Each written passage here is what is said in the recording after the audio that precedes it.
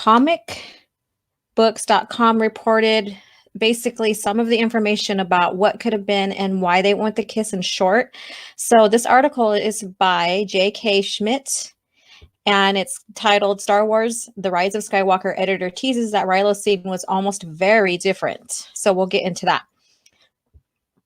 The release of Star Wars, The Rise of Skywalker seems to be just a divisive as controversy as well, just about every other Star Wars movie in the last 20 years. And I don't agree.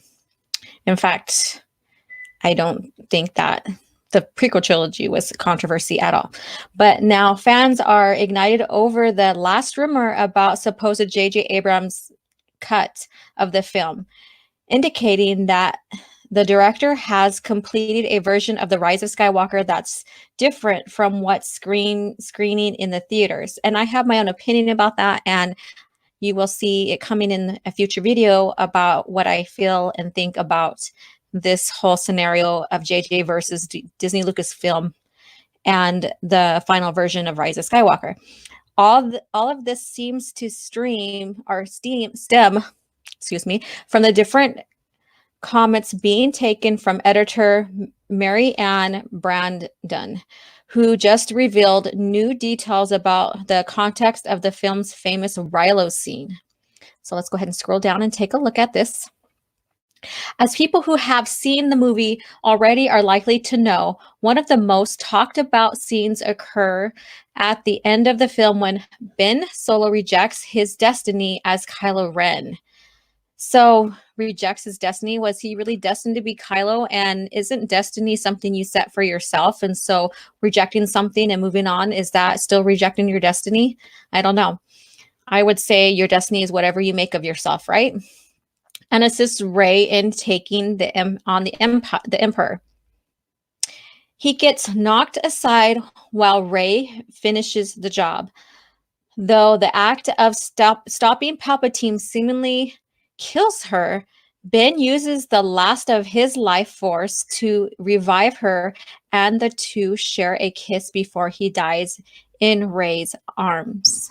So that right there is the controversy, to where we have fans who do not, and there's a lot of fans that does not like how this developed, what the context behind this is, as we've seen develop through the whole trilogy of him, pinning her up and basically doing mind control, trying to dig in her mind and trying to kill her, and her stabbing him with a lightsaber, all of that. I mean, it's just plain nonsense. And then there are some that don't see there's no problem.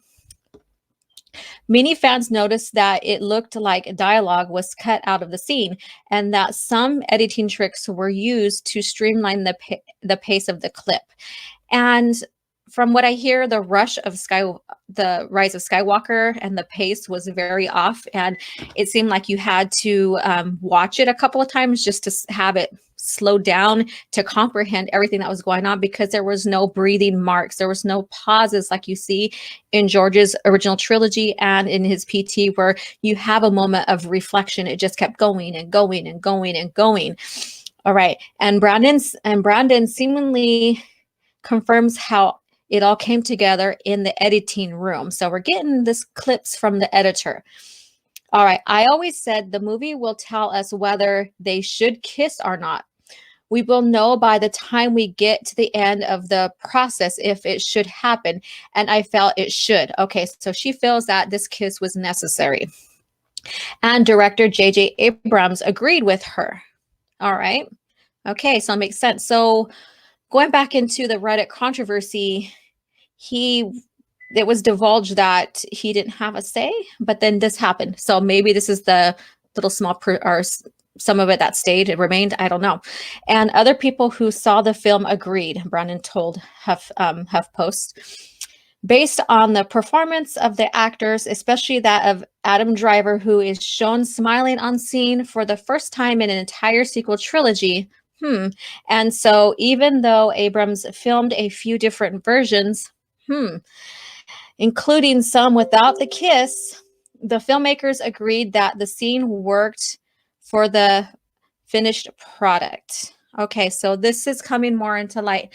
Again, we know that Abrams filmed various different takes on the movie, and we knew that they were deciding on which way to go. And so this is all coming to light with just the controversy behind JJ versus Disney Lucasfilm and what was put out on Reddit. I know it's not for everybody, Brandon said. Okay, we editing, yes. I know there will be people who wish they hadn't, but this is a film that was never going to please everyone. And that was repeated even by JJ. He was like, it's going to be hard to end. And we already know that JJ, confessed that he doesn't know how to end a movie. And we already know his track behind Star Trek. And we also know that he was very nervous and that he wasn't sure about the ending. And so there was a lot of confidence or lack thereof when not George. See, he's in my mind. This is who should have been there, who should have been taking care of this, the heart of the movies. But JJ, basically, he didn't have any confidence in his abilities from what I get listening and watching this whole process go down. And I think that the reviews are kind of reflective on that. The thing that certain people love, other people hate, and that's the phenomenon of Star Wars. And I don't think it is. When you look at George Lucas's era of Star Wars, especially the OT, his is on mythology. He based it on the hero's journey, on mythology that all cultures could relate to. And then we got into the PT. There was still mythology because it was expanding from the OT. We had a Rise of Darth Vader.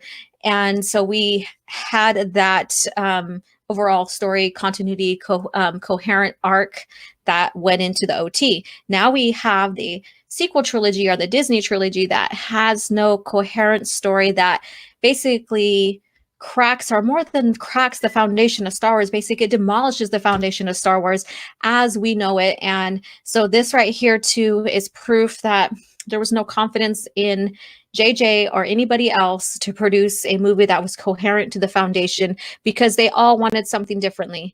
And so I rest my case here.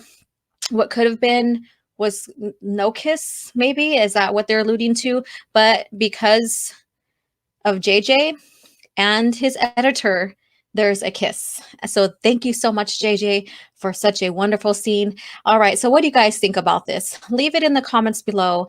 And also like and subscribe to the channel and share away. Everything a little bit helps, and I appreciate every one of you. Have a good day, and may the force be with you.